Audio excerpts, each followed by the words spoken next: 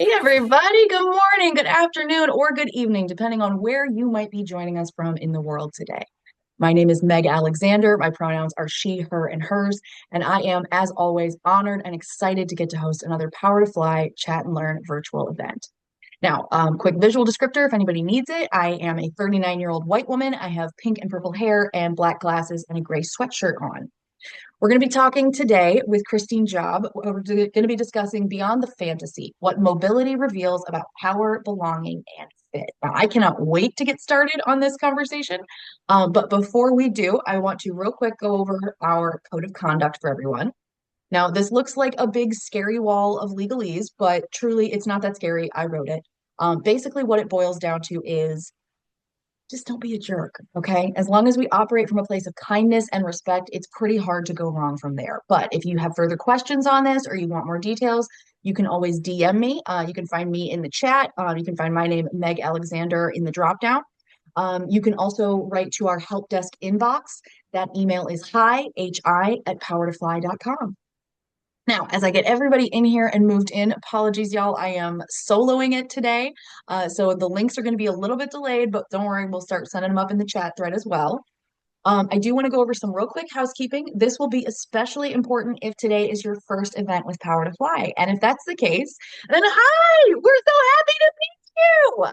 Now, the love is no less real for my frequent flyers. So whether this is your second, 42nd, or 102nd video with us, thank you so, so much for joining us and taking time out of your day to spend with Power to Fly. We very, very, very much appreciate it.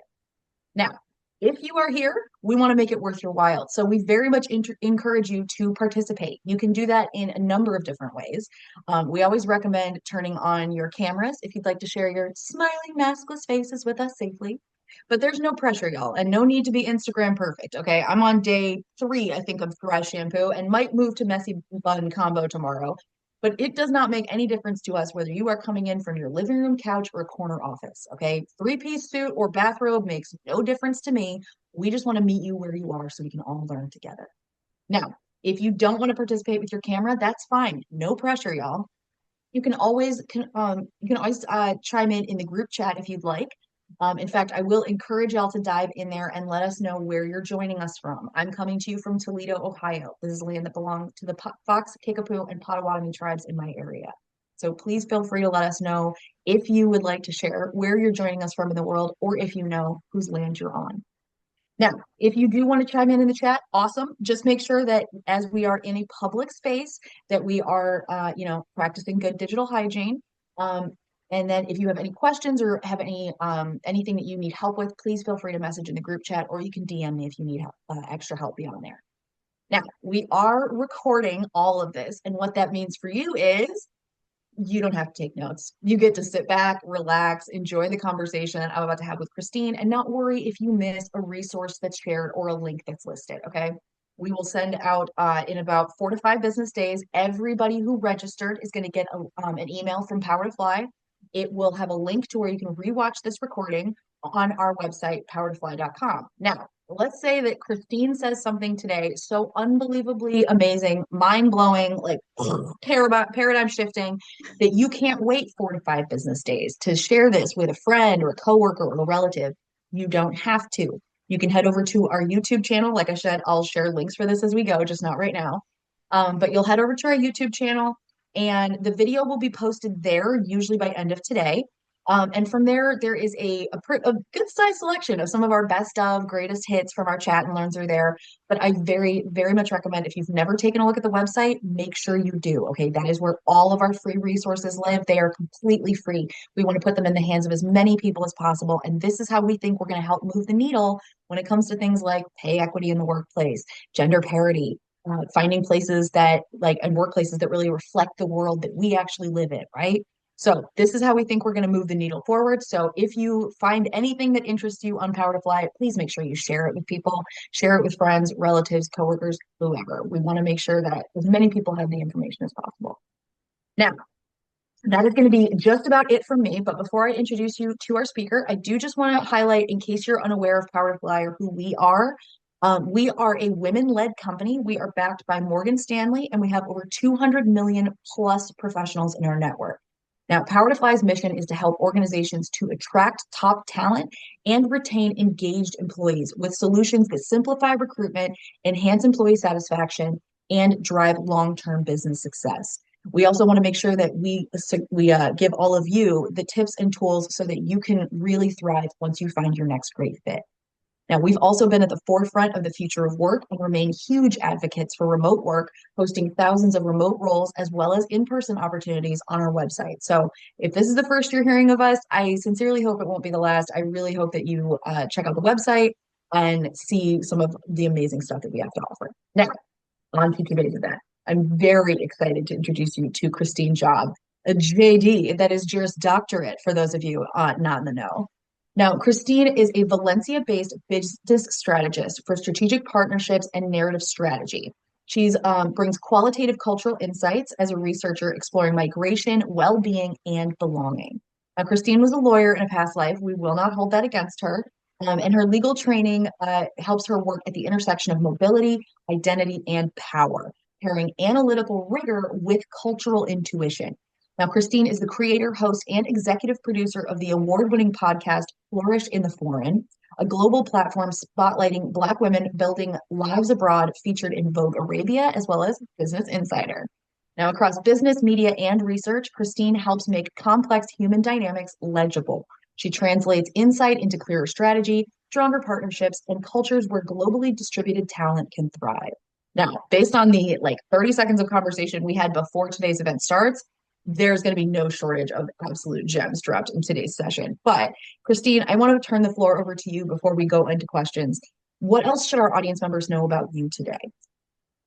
Oh my goodness. Well, first, good morning, good afternoon, everyone, maybe even good evening, depending on where you are around the world.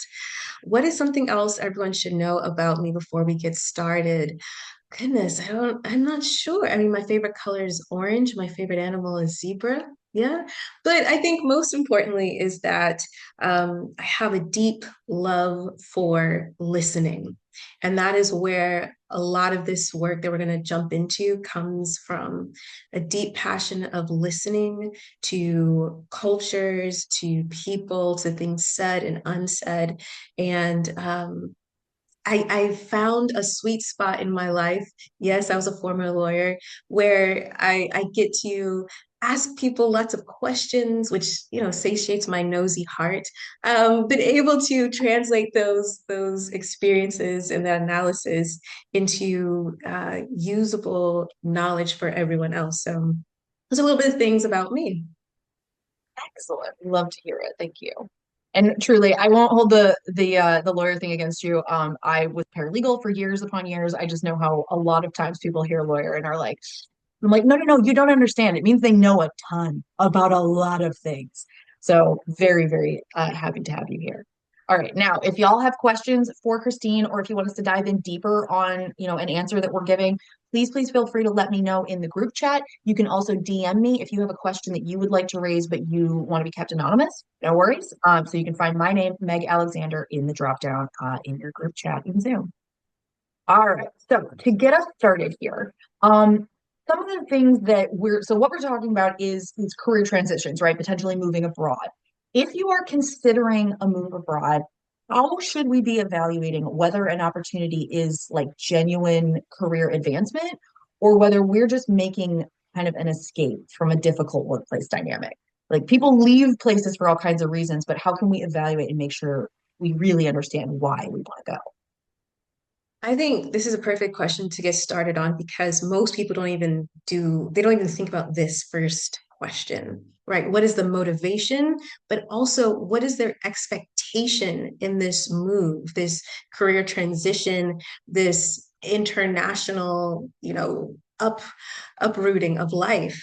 And I think what's really important to discuss is to be honest. Are you looking for relief? Something that I'm kind of exploring in my own work is migration as relief, as wellness versus migration as liberation or structural change. They sound like they could all be together and sounds like fun. I would be free and I want to be well. But I proffer that there are actually two distinct frameworks of approaching it. Migration as liberation, as a structural change, means that you are looking for an opportunity in your career that is vastly structurally different than the career or the organization that you are working for, right? You're looking for, instead of having something that's super hierarchical, something that's flat, something that perhaps the work day or the vision or even who you're working with is completely different. Now, I think migration as wellness or relief is simply it's individual, and that's okay. That's fine. But it's looking for relief, meaning I just don't want to be stressed. Like if I could have the same job and it's somewhere else and they don't bother me, I'm cool. I'm amazing, right? And those are two different motivations and expectations. And I think you have to think quite deeply about what is it that you're looking for in this next step of your career. I think it's amazing that you're thinking about it holistically. I think a lot more people are thinking about not just professional wellness, but also the financial, the emotional, the mental, physical wellness all together when they're making these decisions. I think it's important. But I think it's vital that you're honest with yourself, even if you're just writing it down in your journal. It's fine if you're like, look, it might be crappy, but as long as they leave me alone, I'm okay, and that's fine. I'm not judging you, and I don't think anyone else is going to. But it's that type of clarity that helps you to not sell yourself a dream. It's that type of clarity that then helps for you to list out and align goals and steps that are going to be in alignment with that vision. And too often, when people are deeply stressed, they want to just kind of use the escape hatch and like I just have to go, or they think, right, that anywhere but here is better than where I am, and that is a fallacy, right? That is not true. We all know that. So I think it's very important to take the first step and to think deeply about what is the motivation. And I'll give you a quick exercise that I think can really help with that. When it pertains to your work, think about what is currently working for you and what is currently not working for you. Make a list, really write it down, right? And then from the list of things that are currently working for you, I want you to then put those things into two other lists, which is external and internal. So, from the things that are working for you, how much of that is external, right? As the organization, your lifestyle, what have you, and how much of that is internal, meaning your own brilliance, the way you think, the way you process the things that you like. I think that's a very important guide for you in this next step. And on the other side, the things that don't work for you, write them down. And be honest. No one else is reading it. I'm not gonna be like look over your shoulder. Be as honest as possible. Maybe don't share it with anyone. And from those things that are not working for you, I want you to then take them and say, how much of that is external, the organization, and how much of that is me, right? We have to take responsibility. And it's hard because no one wants it to be them. Like, I don't want it to be me. Like, I'm not the problem. But it's not necessarily that you're the problem. It's just, it might be that it's a misalignment, right? It might be that when you started 5 years ago, 10 years ago, you were eager, it was fine, and now you've evolved. It's important to be honest and to allow yourself the space to evolve as a professional, how you think or how you work. Now, from those things that don't work and are external, those things should be pretty much no-goes if possible for the next organization because you understand what doesn't work for you. So that helps to give you a little bit more bearing and within the kind of, I guess, shininess of like, moving to the next country for the next opportunity. I think, oh, going to Paris or going to wherever sounds fantastic. But putting these types of guardrails or framework around that decision helps to ground you to do something that's going to be, I think, at least well thought out and aligned for this next chapter of your life. Well, and this makes a ton of sense, right? Because these are not quick processes that you're talking about, right? When we're talking about like sit down, actually think, what is it that you are not liking where you are, or whatever. We're not looking for what's to blame. we're looking for what is the actual root of your discomfort or displeasure or, whatever it might be. Are you kind of beating yourself against a wall because there's nowhere for you to go vertically in this organization? Or do you just really not like your coworker that sits next to you and listens to radio that you find somewhat distasteful? So, being very sure about, I mean, it's honestly it's kind of like a breakup a little bit of like, do I really not like this relationship or am I just not acting like myself in this? So I think it is really important to ask those questions and know because like if you know what it is you're trying to fix or get away from, as long as it's not you're trying to get away from you, because you're going to be taking yourself everywhere you go. So I think that this makes a ton of sense because you're talking about making large scale life changes that you want to make for not necessarily for the right reasons, but like with the right intentionality so that you're getting what you want. You're not just changing your location and now the problems are different. Absolutely, because that is a rude awakening, is to go somewhere else and be like, wait, it's the same. It's a different place, but it's the exact same things are happening. It's like it's you. You're not the problem, but you are the common denominator. And that kind of goes into this overall conversation when it comes to belonging, culture, and fit. This is the type of intentionality and the type of introspection that's needed to understand culturally for an organization what is working for me and what am I looking for as I go abroad, because belonging isn't something that you slot yourself into. And I think a lot of organizations confuse that. They talk about organizational fit and culture fit. They're looking for someone to slide on in, and it's like that's not actually true, right? Culture is developed over time, right? Usually from the top down. Someone likes foosball, so now we have a foosball in the game room, or whatever. Someone loves everyone to be dressed to the nines all days of the week, or something like that. Something, distasteful jokes are permitted because they think it's funny. Culture is developed over time. So we have to really take that time to understand the components of culture and belonging, which we can do as we do this kind of dissection of what's working, what's not working, so that when we go abroad or when we're presented with opportunities or we're working our network to see what's available and what's going on. And people might say, oh, this is available, this is over here. You can start asking really pointed questions about the organization's culture and understand how that relates to you as a person, as an employee, but then also understand the work that will still need to be done once you get the position and you're abroad. Because it, it's not like magic fairy dust, right? You don't land on a different tarmac in a different time zone, and people are there to greet you and give you gifts and say, we've been waiting for you forever. Thank you so much for being here. I wish that'd be very lovely.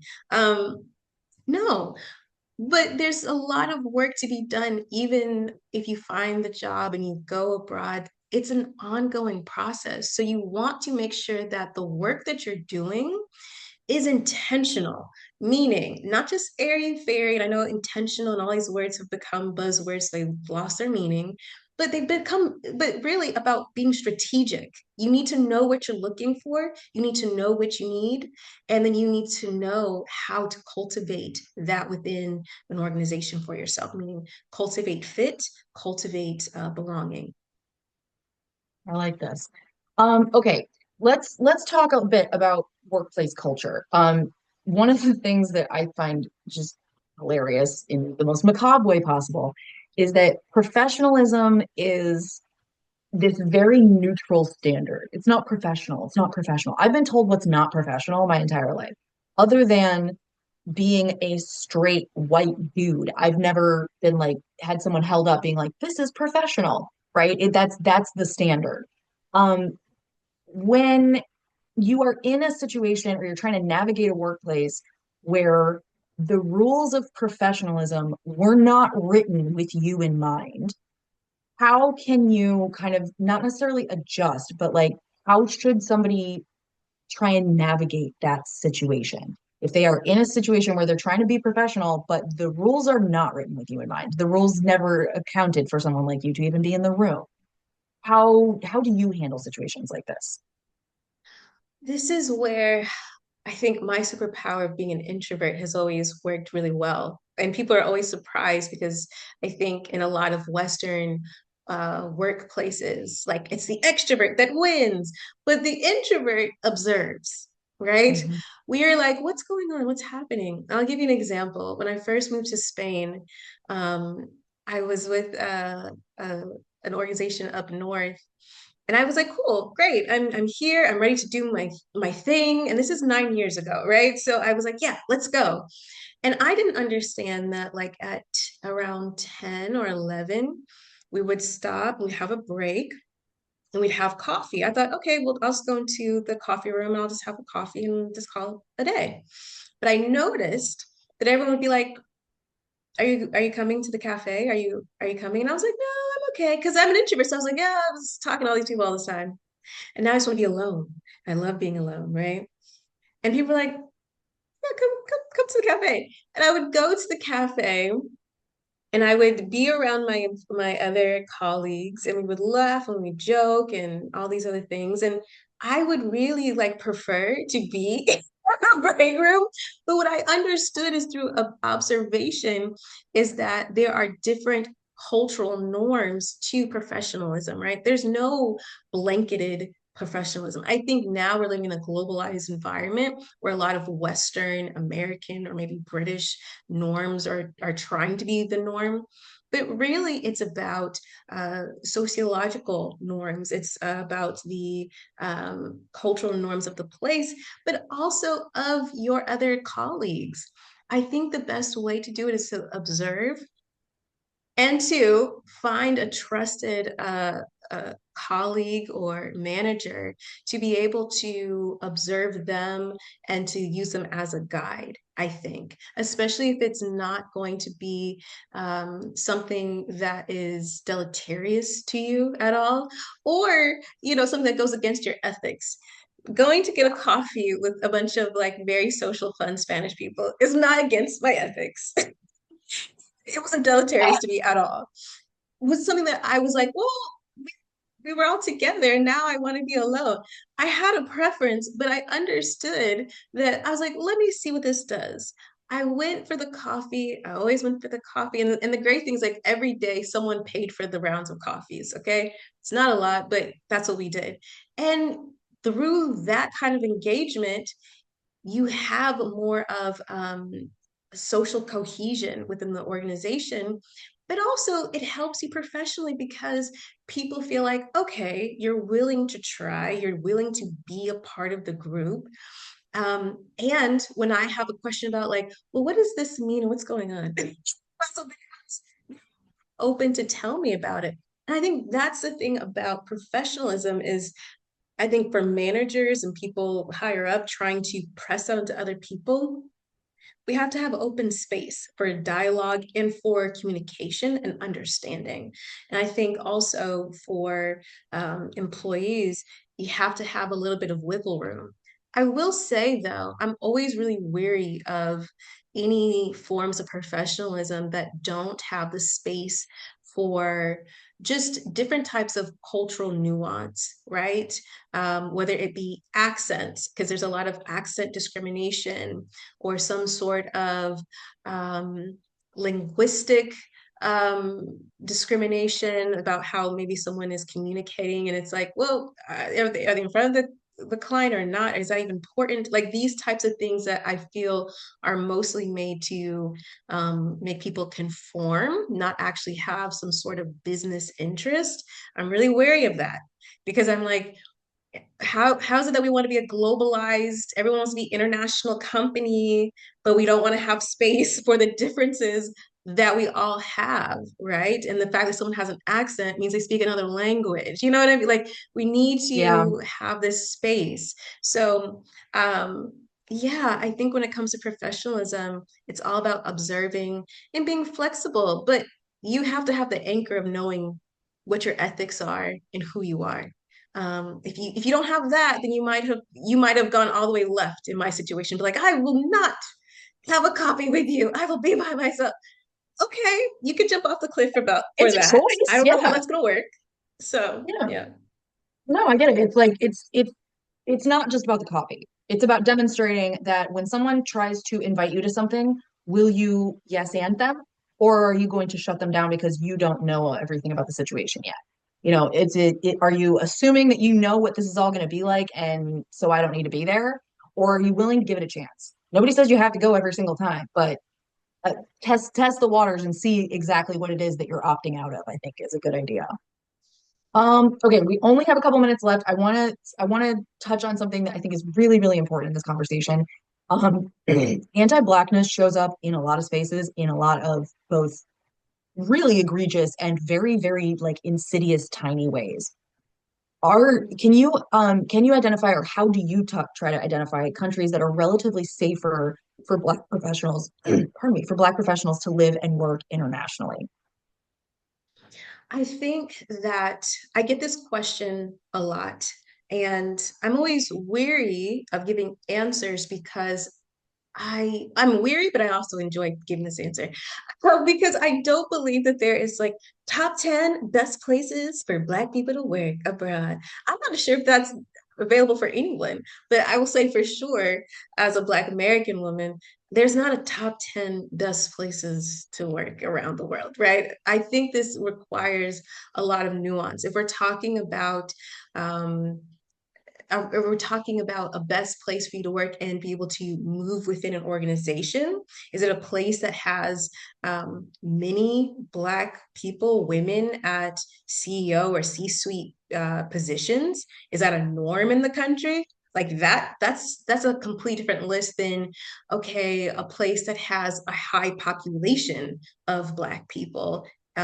So I guess tolerance or being around and being in the space isn't not going to be perceived as unusual. For example, Lisbon, which I was in Lisbon earlier this year for an artist residency, is a city in Portugal, but Lisbon, it has its already established presence of Blackness due to former colonies in Brazil. So there's Black people there. I when I stepped off the plane, I was like, oh, because I live in Spain, so I was like, in Spain, we're like a little bit of chocolate drops. And when I was in Lisbon, I was like, okay, this is crazy. But actually, the work that I was doing, which is some preliminary field work, I was speaking to many different Black Portuguese women professionals, and there's clearly a glass ceiling. And they're like, and this is for women who are Black Portuguese, they have citizenship, they're from Portugal, women who come from very well-to-do families. Um, feel like there is only so high I can go in that organization. So that's a different type of conversation, right? That's a different measurement. But then I also have to really be honest that if you're Black American entering into a space, kind of like in Lisbon, you'd have to be really mindful of American passport privilege, as long as that is still a thing. We'll see. It's Yeah, kind of we'll degrading right see. now. So we'll see how long that lasts. But having passport privilege can and often change the situation for you. And then you have to say, okay, well, maybe Black people hit here, but I might be able to get here, and are you comfortable with that? Right? These are the tensions that I think are often flattened in conversations with migration. When we talk about living abroad and da, da, da, like it's fun and social media and it's, Instagram. So it's great. Yeah. It's Facetune. It's wonderful. So we have to be really mindful that migration isn't one thing. It's an interdisciplinary study. It's an interdisciplinary effect, right, on every aspect of society. And so you might say, well, I just want to go and just live my life. I don't want to harm anyone. That's not my intention. And that's good because you shouldn't want to harm people. Okay. We should not want to be harming people. But just because you don't want to or you're intending not to doesn't mean that your presence isn't harming. So it's important to really think about that. And that kind of goes back to how I started this, which is we think about migration as relief, migration as structural change, as liberation. They are different things. I am not here to judge you. I don't know you. And, we may never meet again. So don't worry. I'm not going to be coming behind you, shaming you about your decisions. No, I'm not going to do that. What I'm Yeah. asking you is to think about these things deeply and to allow yourself to hold the tensions of these questions and allow yourself to be uncomfortable. One, because going abroad is uncomfortable. I don't know why people think it's not, but it is uncomfortable. So when we think about questions like, what are the top 10 places to move abroad if you're a Black professional? It's complicated, right? If we're Yeah. thinking about where am I not going to be racially menaced or aggressed, I mean, I would look to countries that have laws against hate crime and workplace harassment. Doesn't mean it's not going to happen, but that's a good indicator. Do you want to be a place where you're not the only? Well, I would look for places and countries and cities like that, all within also your other requirements of, do you want to professionally develop, or are you okay where Mhm. you're at? Are you looking for increased pay or commiserate pay, or at least proportional to whatever the cost of living is? It's a very complicated, I won't say complicated. It's a It's nuanced. multi-layered approach, right? It's nuanced. And I bring that to you, and I'm so glad that you guys are here to hear me wax poetic about it, because I really believe that migration, one, it's here to stay because it's never gone away, because we've been doing Yeah. this since the beginning of time.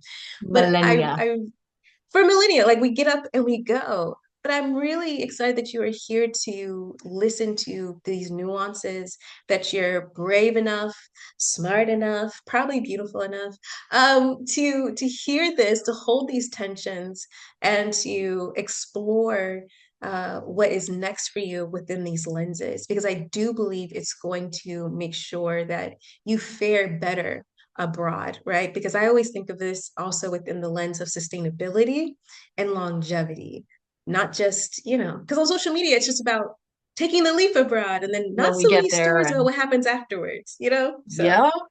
Yeah, no, I think this is wonderful. And honestly, it keeps coming back to the idea of like knowing what you are running from or running to or both. Which is fine. There's no wrong answers to any of these questions. You just have to try and figure out what the truth is for you. What is it that you need or that you do not want in your life anymore? Yeah, I love this. Okay, I could talk about this for like literally hours more, so we have to get another one of these on the books. But Christine, thank you so much. This has been absolutely wonderful. I have loved getting to talk to you the last half hour. I really, really hope we get to do this again soon. me too. Thank you so much for having me. And thank you all for listening and sticking around. I appreciate you. And I hope you guys have a great rest of your day. Absolutely, y'all. All right, now don't forget, you are with Meg. So whether you're a little treat person or not, listen to Meg. Okay. You just took 30 minutes out of your day to do something positive for yourself and your career. That is not easy. It is thankless. All right. So again, whether you're a little treat person or not, give yourself the pat on the back, the gold star, cookie, coffee drink, maybe not Starbucks, is all I'm saying. But whatever it is, go out, treat yourself, and go out and have the day y'all voted for. Now, whether this was your first event or your 40th, I sincerely hope it will not be your last with us. And I cannot wait to see y'all back here on another event soon. That's it for us today. Bye, y'all.